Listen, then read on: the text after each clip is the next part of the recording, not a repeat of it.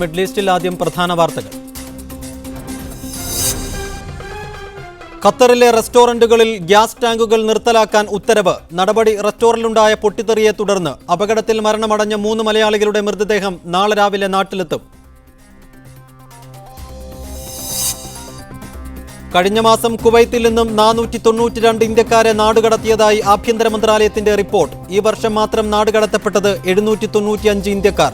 യോഗ്യരായ ഉദ്യോഗാർത്ഥികളുടെ അഭാവം കാരണം കുവൈത്തിൽ സ്വദേശീവൽക്കരണ നടപടികൾ താളം തെറ്റുന്നു. ഇന്ത്യയിലെ 2 ജലവൈദ്യുത പ്ലാന്റുകൾ UAE കമ്പനി സ്വന്തമാക്കുന്നു. ഇന്ത്യയിലെ JP ഗ്രൂപ്പ് നടത്തുന്ന വൈദ്യുതി പ്ലാന്റുകൾ വാങ്ങുന്നത് അബുദാബി ആസ്ഥാനമായ താക്ക കൺസോർഷ്യം. കസ്തൂരിരംഗൻ കമ്മിറ്റി റിപ്പോർട്ട് റദ്ദാക്കുമെന്ന വാഗ്ദാനം CPM പ്രകടന പത്രികയിൽ ഉൾപ്പെടുത്തും. VS അച്യുതാനന്ദനെതിരായ പരാതി അടക്കം സംഘടനാ പ്രശ്നങ്ങൾ തെരഞ്ഞെടുപ്പിന് ശേഷം ചർച്ച ചെയ്യുമെന്ന് കേന്ദ്ര കമ്മിറ്റിയിൽ പ്രകാശ് കാരാട്ട്. പാർട്ടി മാനേജർമാരുടെ കയ്യിലെന്ന് CPM പുറത്താക്കിയ അബ്ദുൾ റസാഖ് മുല്ല. അച്യുതാനന്ദനെ പുറത്താക്കാൻ ഒരുങ്ങുന്നവർക്ക് പിന്നിൽ ജനങ്ങളുണ്ടാവില്ലെന്നും മുല്ല. വിശദാംശങ്ങളിലേക്ക്. ഖത്തറിലെ റെസ്റ്റോറന്റിലുണ്ടായ പൊട്ടിത്തെറിയിൽ മരണമടഞ്ഞ 3 മലയാളികളുടെ മൃതദേഹം നാളെ രാവിലെ 8 മണിക്ക് നാട്ടിലെത്തും.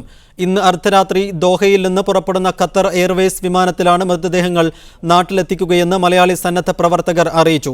അതേസമയം പൊട്ടിത്തെറിയെ തുടർന്ന് ഖത്തറിലെ റെസ്റ്റോറന്റുകളിൽ ഗ്യാസ് ടാങ്കുകൾ നിർത്തലാക്കുന്ന നടപടികൾ ആരംഭിച്ചു. മുജീബ് റഹ്മാൻ ഖത്തറിൽ നിന്നും ചേരുന്നു. മുജീബ്, മലയാളികളുടെ മൃതദേഹങ്ങൾ നാട്ടിലെത്തിക്കാനുള്ള ഒരുക്കങ്ങൾ എവിടം വരെ എത്തി?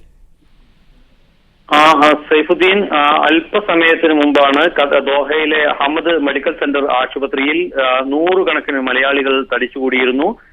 ഈ അപകടത്തിൽ പൊട്ടിത്തെറിയിൽപ്പെട്ട് മരണപ്പെട്ട 3 മലയാളികളുടെയും അതോടൊപ്പം തന്നെ ബേപ്പൂർ ചാലിയം സ്വദേശിയായ നസീർ കഴിഞ്ഞ ദിവസം കപ്പലിൽ നിന്ന് വിഷവാതകം ശ്വസിച്ച് മരണപ്പെട്ടിരുന്നു. ഈ 4 പേരുടെയും മൃതദേഹങ്ങൾ ഒരുമിച്ച് ഹമദ് മെഡിക്കൽ സെന്ററിന്റെ കോമ്പൗണ്ടിൽ എത്തിക്കുകയും 100 കണക്കിന് മലയാളികൾ ചേർന്ന് ഇവരുടെ മയ്യത്ത് നമസ്കാരം നിർവഹിക്കുകയും ചെയ്തു. ഇപ്പോൾ ഇന്ന് രാത്രി 1:30 ദോഹയിലുള്ള ഖത്തർ എയർവേസിന്റെ വിമാനത്തിലാണ് ഇവരുടെ മൃതദേഹം നാട്ടിലെത്തിക്കുക. നാളെ പുലർച്ചെ രാവിലെ 8 മണിക്ക് കോഴിക്കോട് കരിപ്പൂർ വിമാനത്താവളത്തിൽ മൃതദേഹങ്ങൾ എത്തുമെന്നാണ് അറിയിച്ചിരിക്കുന്നത്. ഇവരുടെ എല്ലാ രേഖകളും വളരെ പെട്ടെന്ന് തന്നെ ശരിപ്പെടുത്താൻ മലയാളി സന്നദ്ധ പ്രവർത്തകരുടെയും അതുപോലെ തന്നെ ഖത്തർ ആഭ്യന്തര മന്ത്രാലയത്തിലെ ഉദ്യോഗസ്ഥരുടെയും ഇടപെടൽ മൂലം സാധ്യമായി. ഖത്തർ ആഭ്യന്തര മന്ത്രാലയത്തിലെ ഉന്നത ഉദ്യോഗസ്ഥരും മയ്യത്ത് നമസ്കാരത്തിനായി എത്തിയിരുന്നു. വലിയ തരത്തിലുള്ള സഹകരണമാണ്, വലിയ തരത്തിലുള്ള മലയാളികളുടെ വലിയ കൂട്ടായ്മയാണ് ഈ കാര്യങ്ങളിലെല്ലാം പങ്കെടുത്തിട്ടുള്ളത്. അതോടൊപ്പം തന്നെ പൊട്ടിത്തെറിയെ തുടർന്ന് നേരത്തെ ഗ്യാസ് ടാങ്ക് പൊട്ടിത്തെറിച്ചായിരുന്നു ഈ അപകടമുണ്ടായിരുന്നത്. അതേ തുടർന്ന് വിവിധ റെസ്റ്റോറന്റുകളിൽ ഇന്ന് പരിശോധനകൾ നടത്തി. ദോഹയിലെ വിവിധ ഭാഗങ്ങളിലുള്ള പരിശോധനകളിൽ ഹോട്ടലുകളിൽ പ്രവർത്തിക്കുന്ന വലിയ 1000 ലിറ്ററും അതിനു മുകളിലും ഒക്കെയുള്ള ഗ്യാസ് ടാങ്കുകൾ നിർത്തലാക്കാൻ വേണ്ടി നിർദ്ദേശങ്ങൾ നൽകിക്കഴിഞ്ഞു. അത് നിർത്തലാക്കുന്ന ശ്രമങ്ങൾ തുടങ്ങിയതായി റെസ്റ്റോറന്റുകളിലും മറ്റും പ്രവർത്തിക്കുന്ന ആളുകളിൽ നിന്ന് നമുക്ക് വിവരങ്ങൾ ലഭ്യമായിട്ടുണ്ട്. സൈഫുദ്ദീൻ, ഖത്തറിലെ റെസ്റ്റോറന്റിലുണ്ടായ പൊട്ടിത്തെറിയിൽ മരണമടഞ്ഞ 3 മലയാളികളുടെ മൃതദേഹം നാളെ രാവിലെ 8 മണിയോടെ നാട്ടിലെത്തും. അതേസമയം പൊട്ടിത്തെറിയെ തുടർന്ന് ഖത്തറിലെ റെസ്റ്റോറന്റുകളിൽ ഗ്യാസ് ടാങ്കുകൾ നിർത്തലാക്കാൻ നടപടികൾ ആരംഭിച്ചു. വിവരങ്ങൾ നൽകിയത് ഖത്തറിൽ നിന്നും മുജീബ് റഹ്മാൻ. യോഗ്യരായ ഉദ്യോഗാർത്ഥികളുടെ അഭാവം കാരണം കുവൈത്തിൽ സ്വദേശിവൽക്കരണ നടപടികൾ താളം തെറ്റുന്നു. സ്വദേശികൾക്കായി സംവരണം ചെയ്ത 5000-ഓളം വിദഗ്ധ തസ്തികകളാണ് ഉദ്യോഗാർത്ഥികളെ കാത്തിരിക്കുന്നത്. രാജ്യത്തെ വിദേശികളെ പുറത്താക്കണമെന്ന ആവശ്യം ഒരു ഭാഗത്ത് ശക്തമാകുമ്പോഴും സ്വദേശി യുവാക്കൾക്കായി സംവരണം ചെയ്ത തസ്തികകളിൽ നിയമനം നടത്താനാവാതെ പ്രയാസപ്പെടുകയാണ് അധികൃതർ. വിവിധ മന്ത്രാലയങ്ങളിലായി ഏകദേശം 5000-ഓളം ഒഴിവുകളാണ് യോഗ്യരായ സ്വദേശികളെ കാത്തിരിക്കുന്നത്. നിലവിലെ ഒഴിവുകളുടെ 3 ഇരട്ടിയിലധികം യുവാക്കൾ തൊഴിലന്വേഷകരായി രാജ്യത്തുള്ളപ്പോഴാണ് നാഷണൽ ലേബർ റിക്രൂട്ട്മെന്റ് സംവിധാനം തസ്തികകൾ നികത്താനാവാതെ പ്രയാസപ്പെടുന്നത്. രാജ്യത്തിനകത്തു നിന്നും വിദേശ രാജ്യങ്ങളിൽ നിന്നും ബിരുദങ്ങൾ നേടിയ 16,000-ലധികം പേർ ജോലി കാത്തിരിക്കുന്നുണ്ടെന്നാണ് ഔദ്യോഗിക കണക്ക്. അക്കാദമിക് യോഗ്യതകൾക്കപ്പുറം ജോലിക്കനുയോജ്യമായ വൈദഗ്ധ്യമില്ലാത്തതാണ് ഇവരിൽ പലരുടെയും നിയമനത്തിൽ തടസ്സമായി നിൽക്കുന്നത്. ഏറ്റവും കൂടുതൽ ഒഴിവുകളുള്ളത് വിദ്യാഭ്യാസ മന്ത്രാലയത്തിലാണ്. ആരോഗ്യ മന്ത്രാലയം, വാണിജ്യ മന്ത്രാലയം, ഔക്കാഫ് തുടങ്ങി പല സർക്കാർ വകുപ്പുകളിലും വിദഗ്ധ ജീവനക്കാർ ഇപ്പോഴും വിദേശികളാണ്. Biochemistry, nursing, dentistry, physiotherapy, engineering തുടങ്ങി അതിവിദഗ്ധ മേഖലകളിൽ നിയമിക്കപ്പെടാൻ യോഗ്യരായ ഉദ്യോഗാർത്ഥികളില്ലാത്തതാണ് അധികൃതരെ കുഴക്കുന്നത്. സ്വദേശി തൊഴിലില്ലായ്മ ഉയർത്തിക്കാണിച്ച് പാർലമെന്റ് അംഗങ്ങളും മറ്റും വിദേശികളെ കുറക്കാൻ നിരവധി നിർദ്ദേശങ്ങളാണ് ഇതിനോടകം മുന്നോട്ട് വെച്ചത്. ഇതേ തുടർന്ന് ജനസംഖ്യാ സന്തുലനം നിലനിർത്തുന്നതിനുള്ള സാധ്യതാ പഠനത്തിന് തൊഴിൽ മന്ത്രി പ്രത്യേക സമിതിയെ നിയോഗിച്ചതിന് പിന്നാലെയാണ് സ്വദേശി സംവരണം പരാജയമെന്ന തരത്തിൽ വാർത്ത വന്നിരിക്കുന്നത്. Muneer Ahmed, media 1 Kuwait city. വളർത്തുമൃഗങ്ങളുടെയും പക്ഷികളുടെയും അനധികൃത വ്യാപാരത്തിന് ദുബൈയിൽ അവസാനമാകുന്നു. ദുബൈ മുനിസിപ്പാലിറ്റിയുടെ വളർത്തുപക്ഷി മൃഗ മാർക്കറ്റിന്റെ ഉദ്ഘാടനം മാസങ്ങൾക്കകം നടക്കുമെന്ന് അധികൃതർ അറിയിച്ചു. മുനിസിപ്പാലിറ്റിയുടെ അംഗീകാരത്തോടെ മൃഗങ്ങളെയും പക്ഷികളെയും വളർത്താൻ ദുബൈ നിവാസികൾക്ക് ഇതോടെ അവസരമൊരുങ്ങും. എല്ലാവിധ ആധുനിക സജ്ജീകരണങ്ങളോടും കൂടി 50 ഹെക്ടർ സ്ഥലത്താണ് പക്ഷി മൃഗമാർക്കറ്റ് ഒരുങ്ങുന്നത്. കഴിഞ്ഞ നവംബറിൽ നിർമ്മാണം പൂർത്തിയാക്കാനാണ് നിശ്ചയിച്ചിരുന്നതെങ്കിലും സാങ്കേതിക പ്രശ്നങ്ങൾ മൂലം വൈകുകയായിരുന്നു. പക്ഷികളെയും മൃഗങ്ങളെയും വളർത്തുന്നത് സംബന്ധിച്ച് ദുബൈയിൽ നിലവിലുള്ള നിയമങ്ങളെല്ലാം പാലിച്ചായിരിക്കും മാർക്കറ്റിന്റെ പ്രവർത്തനം. മുനിസിപ്പാലിറ്റിയുടെ അംഗീകാരമുള്ള മൃഗങ്ങളെയും പക്ഷികളെയും മാത്രമേ വിൽക്കാൻ അനുവദിക്കൂ. ചിലയിനം മൃഗങ്ങൾക്ക് ദുബൈയിൽ നിരോധനം ഏർപ്പെടുത്തിയിട്ടുണ്ട്. വളർത്തുനായ്ക്കളായ American pitbull, terrier, American bulldog, bull terrier, Tosa, Doberman എന്നീ ഇനങ്ങൾക്കാണ് നിരോധനം. ഇവയെ വിൽക്കാൻ അനുവദിക്കില്ല. ദേരയിൽ നിലവിലുള്ള മൃഗമാർക്കറ്റിനേക്കാൾ 3 ഇരട്ടി വലിപ്പമുള്ളതായിരിക്കും പുതിയത്. അഡ്മിനിസ്ട്രേഷൻ ബ്ലോക്ക്, ലേലം നടത്താനുള്ള പ്രത്യേക സ്ഥലം, ക്ലിനിക്ക് തുടങ്ങിയ സൗകര്യങ്ങൾ ഇവിടെയുണ്ടാകും. പക്ഷികൾക്കും മൃഗങ്ങൾക്കുമായി 5 നക്ഷത്ര സൗകര്യമുള്ള ഹോട്ടലാണ് മറ്റൊരു പ്രത്യേകത. ഷോപ്പുകളുടെ വാടകയും മറ്റും നിശ്ചയിക്കാൻ പ്രത്യേക സമിതിയെ ചുമതലപ്പെടുത്തിയിട്ടുണ്ട്. അടുത്തയാഴ്ച സമിതി റിപ്പോർട്ട് സമർപ്പിക്കും. മുനിസിപ്പാലിറ്റി നടത്തിയ സർവേ പ്രകാരം ദുബൈയിൽ വളർത്തുപക്ഷി മൃഗവ്യാപാര രംഗത്ത് ഏറ്റവും കൂടുതൽ സ്വദേശികളാണ്. Media 1 Dubai. കഴിഞ്ഞ മാസം കുവൈത്തിൽ നിന്നും 492 ഇന്ത്യക്കാരെ നാടുകടത്തിയതായി റിപ്പോർട്ട്. വിവിധ കുറ്റകൃത്യങ്ങളുടെ പേരിൽ 3040 വിദേശികളെയാണ് ഫെബ്രുവരി മാസത്തിൽ സ്വദേശങ്ങളിലേക്ക് തിരിച്ചയച്ചത്. ഇതോടെ 2014 നാടുകടത്തപ്പെട്ടവരുടെ മൊത്തം എണ്ണം 5256 ഇതിൽ 795 പേർ ഇന്ത്യക്കാരാണ്. കഴിഞ്ഞ വർഷം 6319 ഇന്ത്യക്കാർ അടക്കം 2,49,056 പേരെ തിരിച്ചയച്ചതായും ആഭ്യന്തര മന്ത്രാലയം പുറത്തുവിട്ട റിപ്പോർട്ടിൽ പറയുന്നു.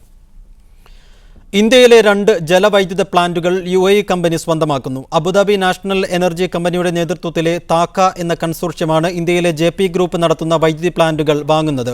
$1.6 ബില്യൺ പ്ലാന്റുകൾ വാങ്ങുക. ജയപ്രകാശ് പവർ വെഞ്ചേഴ്സ് എന്ന പേരിൽ പ്രവർത്തിക്കുന്ന പ്ലാന്റുകളിൽ $616 ദശലക്ഷം ഓഹരി താക്ക വാങ്ങും. ഇതിനു പുറമെ ഇന്ത്യൻ കമ്പനിയുടെ നിലവിലെ കടബാധ്യതകൾ കൂടി ഏറ്റെടുക്കും. കഴിഞ്ഞ വർഷം ഇന്ത്യയും UAEയും തമ്മിൽ ഒപ്പിട്ട നിക്ഷേപ കരാറിന്റെ ഭാഗമായാണ് ഈ നടപടി. ഹിമാചൽ പ്രദേശിലെ കിനാവൂർ ജില്ലയിലെ 1371 മെഗാവാട്ട് ശേഷിയുള്ള പ്ലാന്റുകളാണ് UAE കമ്പനി വാങ്ങാൻ സമ്മതിച്ചത്. സൗദി അറേബ്യയിൽ ജയിലുകൾ സന്ദർശിക്കുന്നതിനും വിവരങ്ങൾ ശേഖരിക്കുന്നതിനും നിയന്ത്രണങ്ങളില്ലെന്ന് സൗദി മനുഷ്യാവകാശ സൊസൈറ്റി മേധാവി ഡോക്ടർ മുഫ്ലിഹ് അൽ ഖഹ്താനി വ്യക്തമാക്കി. രാജ്യത്തെ വിവിധ പ്രവിശ്യകളിലുള്ള ജയിലറകൾ സന്ദർശിക്കുകയും വിവരങ്ങൾ അന്വേഷിച്ചറിഞ്ഞതായും അദ്ദേഹം പറഞ്ഞു. ആഭ്യന്തര മന്ത്രാലയം ജയിൽ നിയമങ്ങളിൽ വരുത്തിയ മാറ്റങ്ങൾ മനുഷ്യാവകാശ പ്രവർത്തകർക്ക് ഏറെ ഗുണം ചെയ്തതായും അദ്ദേഹം പറഞ്ഞു. സൗദി ടിവിയുടെ മുഖാമുഖത്തിൽ സംസാരിക്കുകയായിരുന്നു അദ്ദേഹം. സൗദിയിലെ ത്വായിഫ് നഗരത്തിൽ പുകവലി ഉൽപ്പന്നങ്ങളുടെ വിൽപ്പന നിരോധിക്കാനുള്ള നടപടികൾ തുടങ്ങി. മുനിസിപ്പാലിറ്റി, ആരോഗ്യ മന്ത്രാലയം തുടങ്ങിയ വകുപ്പുകളാണ് നടപടികൾ ആരംഭിച്ചത്. ത്വായിഫ് പുകവലി മുക്ത പട്ടണം എന്ന ക്യാമ്പയിനിന്റെ ഭാഗമായാണ് പദ്ധതി നടപ്പാക്കുന്നത്. പുകയില ഉൽപ്പന്നങ്ങൾ ഇറക്കുമതി ചെയ്യുന്നതും വിൽപ്പന നടത്തരുതെന്നും സ്ഥാപനങ്ങൾക്ക് നിർദ്ദേശം നൽകിയതായി ത്വായിഫ് മേയർ മുഹമ്മദ് അൽ മുഖറജ് പറഞ്ഞു. വാർത്തകൾ തുടരുന്നു. ഷാർജയിൽ മലയാളി +1 വിദ്യാർത്ഥി ജീവനൊടുക്കി. എഴുത്തുകാരനും ചിത്രകാരനുമായ സദാശിവൻ അമ്പലമേടിന്റെ മകൻ അഭിമന്യുവാണ് മരണപ്പെട്ടത്. CBSE പരീക്ഷ നടന്നുകൊണ്ടിരിക്കെ കുട്ടികളുടെ സമ്മർദ്ദം കുറയ്ക്കാൻ സ്കൂൾ അധികൃതരും സാമൂഹിക പ്രവർത്തകരും ശ്രമങ്ങൾ തുടരുന്നതിനിടെയാണ് സംഭവം. ഷാർജ ഖാലിദ് ലഗൂൺ തീരത്തെ അൽ മുൻതസ പാർക്കിന്റെ നവീകരണം പൂർത്തിയായി. മാർച്ച് 13 പാർക്ക് പൊതുജനങ്ങൾക്ക് തുറന്നുകൊടുക്കുമെന്ന് ഷാർജ നിക്ഷേപ വികസന അതോറിറ്റി അറിയിച്ചു. നവീകരണത്തിനും ആധുനിക സൗകര്യങ്ങൾ ഒരുക്കാനും 100 ദശലക്ഷം ദിർഹം അതോറിറ്റി ചെലവഴിച്ചു. Water park, leisure park, green park എന്നിങ്ങനെ 3 വിഭാഗങ്ങളായി തരംതിരിച്ച 1,26,000 ചതുരശ്ര കിലോമീറ്റർ വിസ്തൃതിയുള്ള പാർക്കിൽ സന്ദർശകർക്ക് ഉല്ലസിക്കാനുള്ള നിരവധി സംവിധാനങ്ങൾ ഒരുക്കിയിട്ടുണ്ട്. 13,000 ചതുരശ്ര മീറ്റർ വിസ്തൃതിയുള്ള പൂന്തോട്ടം സന്ദർശകരുടെ മനം കവരും. ജിദ്ദയിൽ പ്രവർത്തിക്കുന്ന തലശ്ശേരി ക്രിക്കറ്റ് ഫോറം വിവിധ രാജ്യങ്ങളിൽ നിന്നുള്ള പ്രമുഖ ടീമുകളെ പങ്കെടുപ്പിച്ചുകൊണ്ട് ക്രിക്കറ്റ് ടൂർണമെന്റ് സംഘടിപ്പിക്കുമെന്ന് ഭാരവാഹികൾ വാർത്താസമ്മേളനത്തിൽ അറിയിച്ചു. ഈ മാസം 21 ആരംഭിക്കുന്ന ടൂർണമെന്റ് 4 ആഴ്ചകൾ നീണ്ടുനിൽക്കും. വടക്കൻ കേരളത്തിലെ തീരപ്രദേശ പട്ടണമായ തലശ്ശേരിയിലെ ഒരു കൂട്ടം കായിക പ്രേമികൾ ചേർന്ന് 2008 രൂപീകരിച്ച കായിക സംഘടനയാണ് തലശ്ശേരി ക്രിക്കറ്റ് ഫോറം. ഫോറത്തിന്റെ ആഭിമുഖ്യത്തിൽ നടത്തപ്പെടുന്ന ഭൂപ്പ അറേബ്യ വിന്നേഴ്സ് ട്രോഫിക്ക് വേണ്ടിയുള്ള 6ാമത് ക്രിക്കറ്റ് ടൂർണമെന്റാണ് വിപുലമായ രീതിയിൽ ഈ മാസം 21 ആരംഭിക്കുന്നത്. തുടർച്ചയായ 4 വാരാന്ത്യ ഒഴിവു ദിനങ്ങളിലായി ബാഗ്ദാദിയ ഫ്ലഡ്ലിസ് സ്റ്റേഡിയത്തിൽ നടക്കുന്ന ടൂർണമെന്റിൽ ഇന്ത്യ, പാകിസ്ഥാൻ, ബംഗ്ലാദേശ്, ശ്രീലങ്ക തുടങ്ങിയ രാജ്യങ്ങളിൽ നിന്നായി ജിദ്ദയിലെ മികച്ച 16 ടീമുകൾ മാറ്റുരക്കും. വിജയികൾക്ക് ലഭിക്കുന്ന ട്രോഫികൾക്ക് പുറമെ ടൂർണമെന്റിലെ man of the match, man of the series, best batsman, best bowler, best fielder, best allrounder, spirit of the game എന്നീ അവാർഡുകളും സമ്മാനിക്കും. കൂടാതെ ടൂർണമെന്റ് വീക്ഷിക്കാനെത്തുന്ന കാണികൾക്കും വിവിധ മത്സരങ്ങളും സമ്മാനങ്ങളും ഉണ്ടായിരിക്കും. ഉദ്ഘാടന ചടങ്ങ് മുഴുവൻ ടീമംഗങ്ങളുടെയും കുട്ടികളുടെയും വിവിധ പരിപാടികളാൽ വർണ്ണശബളമായിരിക്കും.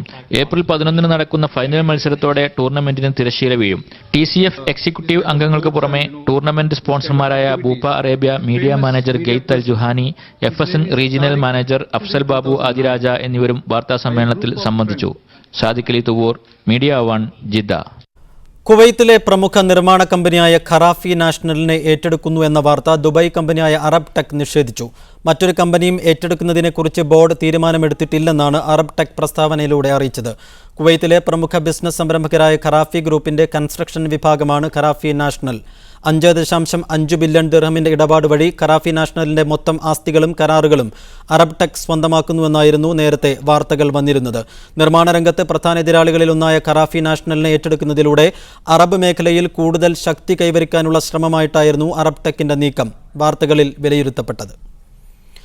അടുക്കളത്തോട്ടം കർഷകരുടെ ഫേസ്ബുക്ക് കൂട്ടായ്മ ദുബൈയിൽ സംഗമമൊരുക്കി. കേരളത്തിൽ നടന്ന സംഗമങ്ങളുടെ ചുവട് പിടിച്ചാണ് ഗൾഫിലും ഗ്രൂപ്പ് സജീവമായത്.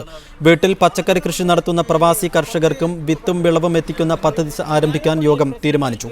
7 എമിറേറ്റിലെയും അംഗങ്ങളെ ഉൾപ്പെടുത്തി കമ്മിറ്റി രൂപവൽക്കരിച്ചു. കേരളത്തിൽ നിന്നെത്തിയ ഗ്രൂപ്പ് അഡ്മിൻ അംബര പവിത്രൻ, സംഘാടകനായ അബ്ദുസലാം എന്നിവർ നേതൃത്വം നൽകി. ഗൾഫിൽ കാർഷിക രംഗത്ത് മികവ് തെളിയിച്ച തോമസ് ജോസഫ്, കർഷകമിത്രം അവാർഡ് ജേതാവ് ഗോപു കൊടുങ്ങല്ലൂർ തുടങ്ങിയവർ അനുഭവം പങ്കുവച്ചു. ഖത്തർ കേരളീയം സാംസ്കാരികോത്സവത്തിന് ദോഹയിൽ സമാപനമായി. കെ ജയകുമാർ IAS, കവി ആലങ്കോട് ലീലാകൃഷ്ണൻ എന്നിവർ മുഖ്യാതിഥികളായിരുന്നു. ഇന്ത്യയും ഖത്തറും തമ്മിലുള്ള സാംസ്കാരിക കൈമാറ്റത്തിന്റെ കഥ പറയുന്ന തിരകൾ പറഞ്ഞത് എന്ന കൾച്ചറൽ തീം ഷോ അവതരണ മികവ് കൊണ്ട് വ്യത്യസ്തമായി. ഫ്രണ്ട്സ് കൾച്ചറൽ സെന്ററാണ് പരിപാടിയുടെ സംഘാടകർ. ഖത്തർ കേരളീയം സാംസ്കാരികോത്സവത്തിന്റെ ഭാഗമായി കഴിഞ്ഞ 1.5 മാസമായി നടന്നുവരുന്ന വൈവിധ്യമാർന്ന സാംസ്കാരിക പരിപാടികളുടെ സമാപനമാണ് ദോഹയിലെ MES ഇന്ത്യൻ സ്കൂളിൽ വെച്ച് നടന്നത്. Qatar charity executive director Mohammed Ali Al Khamidi പരിപാടി ഉദ്ഘാടനം ചെയ്തു. മുൻ ചീഫ് സെക്രട്ടറിയും തുഞ്ചത്തെഴുത്തച്ഛൻ മലയാളം സർവകലാശാലയുടെ വൈസ് ചാൻസലറുമായ കെ ജയകുമാർ IAS, കവി ആലങ്കോട് ലീലാകൃഷ്ണൻ എന്നിവർ മുഖ്യാതിഥികളായിരുന്നു. സംസ്കാരങ്ങളുടെ സൗന്ദര്യം എന്ന വിഷയത്തിൽ ഇരുവരും പ്രഭാഷണം നടത്തി. സമകാലിക മലയാളി സമൂഹം മണ്ണിനെയും പെണ്ണിനെയും വിറ്റു കാശാക്കുകയാണെന്ന് കെ ജയകുമാർ IAS പറഞ്ഞു.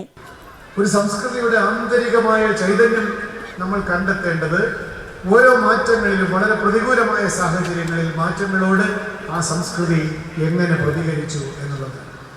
പരിപാടിയുടെ ഭാഗമായി നടന്ന തിരകൾ പറഞ്ഞത് എന്ന കൾച്ചറൽ തീം ഷോ കാണികളെ അക്ഷരാർത്ഥത്തിൽ വിസ്മയിപ്പിച്ചു. കേരളത്തിന്റെ തനതു കലാരൂപങ്ങളെയും അറേബ്യൻ പാരമ്പര്യ കലകളെയും സമന്വയിപ്പിച്ച മെഗാ ഷോയിൽ 50-ലധികം കലാകാരന്മാരാണ് അണിനിരന്നത്.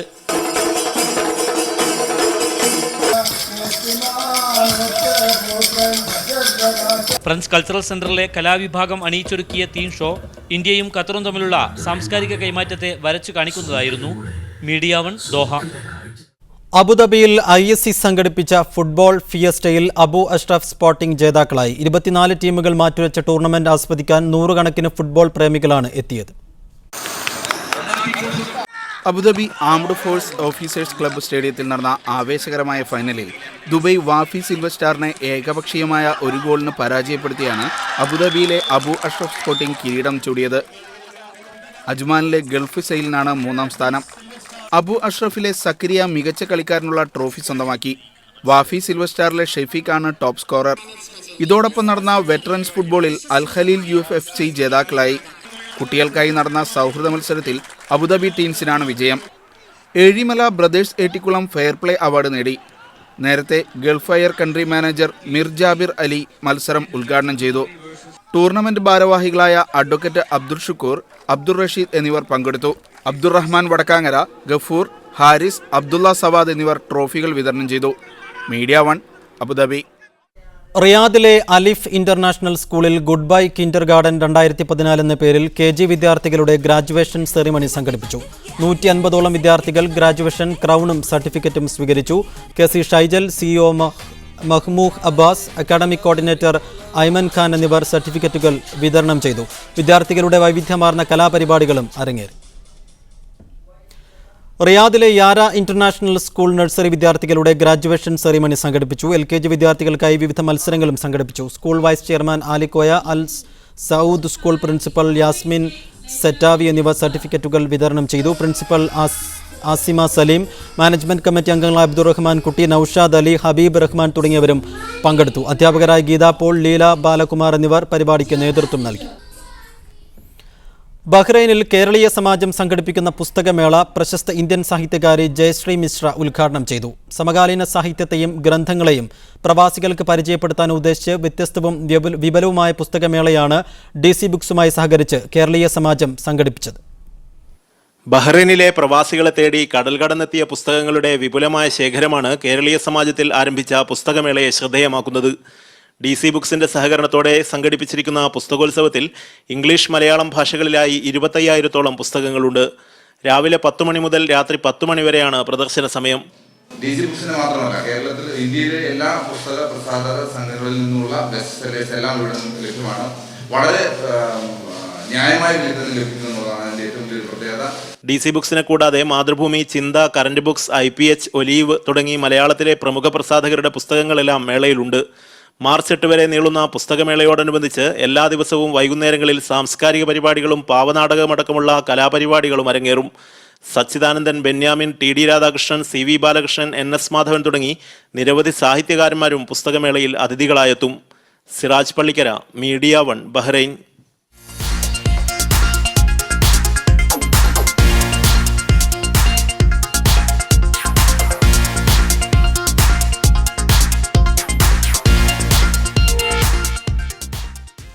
കുവൈത്ത് ദേശീയാഘോഷങ്ങളോടനുബന്ധിച്ച് പ്രമുഖ ആരോഗ്യ സ്ഥാപനമായ Shifa Al Jazeera medical centre പ്രഖ്യാപിച്ച സൗജന്യ പരിശോധന താഴ്ന്ന വരുമാനക്കാരായ പ്രവാസികൾക്ക് ആശ്വാസമായി.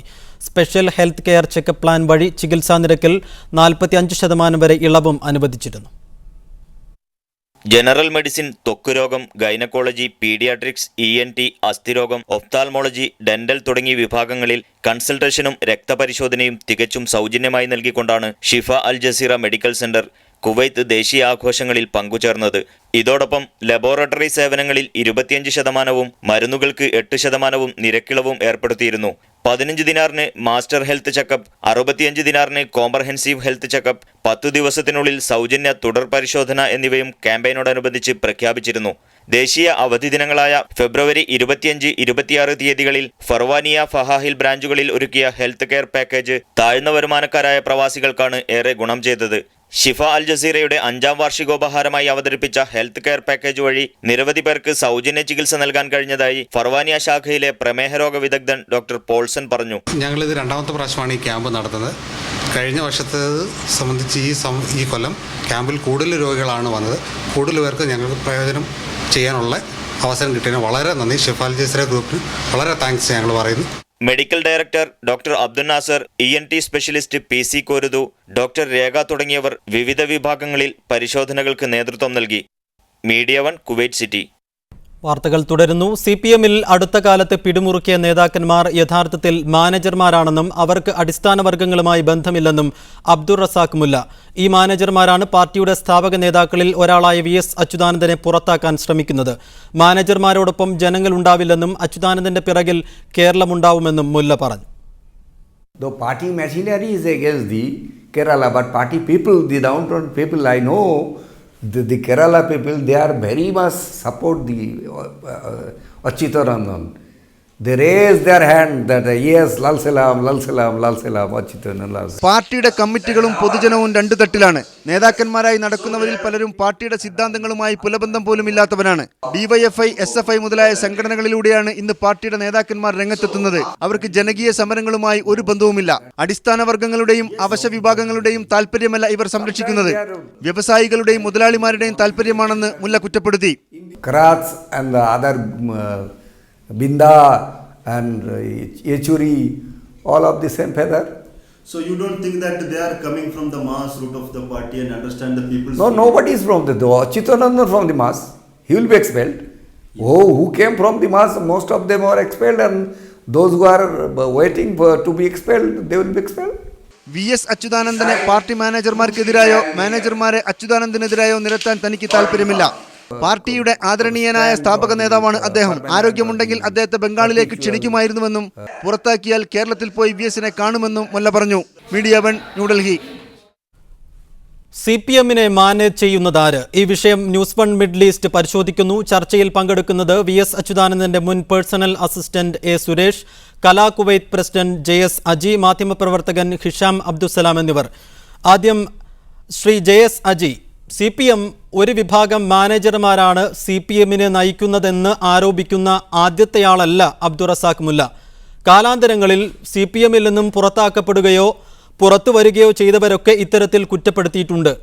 ഏത് മാനേജർമാരുടെ കാര്യമാണ് ഇവർ പറയുന്നത്? എന്റെ പേര് സജി എന്നാണ്, അജി എന്നാണ് പറഞ്ഞെന്ന് തോന്നുന്നു. ക്ഷമിക്കണം ശ്രീ സജി.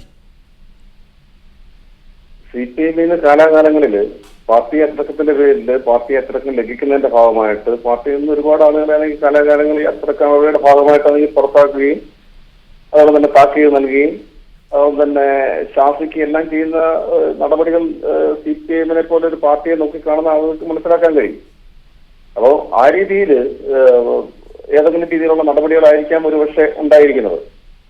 അതിനപ്പുറം ഈ രീതിയിലുള്ള അഭിപ്രായങ്ങൾ പാർട്ടിയിൽ നിന്ന് ഏതെങ്കിലും രീതിയിലുള്ള നടപടികൾ നേരിടുമ്പോൾ കാലാകാലങ്ങളിൽ പാർട്ടിക്ക് എന്നത് പുറത്തു പോയിട്ടുള്ള ആളുകൾ ഈ രീതിയിലുള്ള ആരോപണങ്ങൾ പല ഘട്ടങ്ങളിൽ ഉയർത്തി കൊണ്ടുവന്നിട്ടുണ്ട്.